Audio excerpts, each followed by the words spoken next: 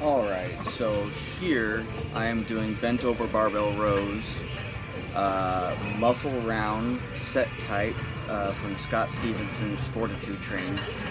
What you're going to see me do here is 6 sets of 4 repetitions and aim to hit failure at one point in those sets. Now, I am only allowed about 10 seconds rest between each set, give or take. Sometimes it ends up being a little bit longer than that, but you try your absolute best on some of these big compound movements.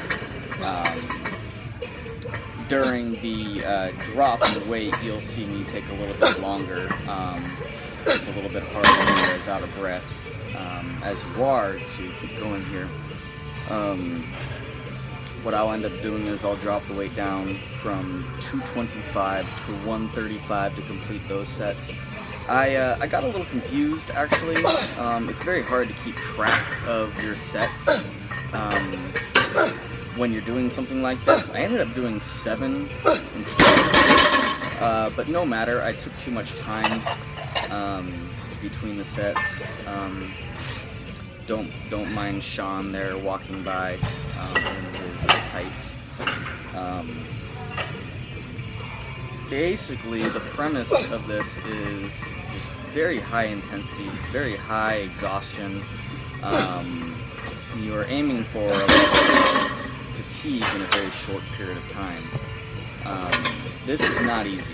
You know, when you look on paper, 6 sets of 10 repetitions, you're thinking to yourself, that doesn't sound so bad. But try it out, see how you like it. It's not easy at all. One of the specific things I do on a bent over barbell row that I really like is to actually squeeze and pause at the top of the repetition instead of just throwing that weight up and dropping it right back down. Very often I see someone do this movement and they end up just throwing their chest or their stomach down to the bar. So they get very little contraction out of some of the muscles in the back, such as the lats and scapula movement with the traps, the rhomboids.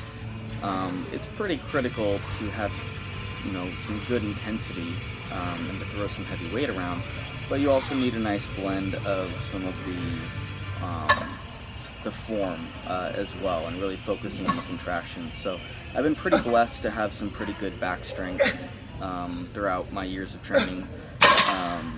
Well, I'm a big believer in having a very, very strong bent over barbell row that is comparable to the bench press, if not more. I don't have any shoulder problems, ever. And that is because of the balance that I maintain from front to back. So you'll see guys, you know, who can bench press 315, 4 or 5, but they don't even come close to that with their bent over barbell rows. So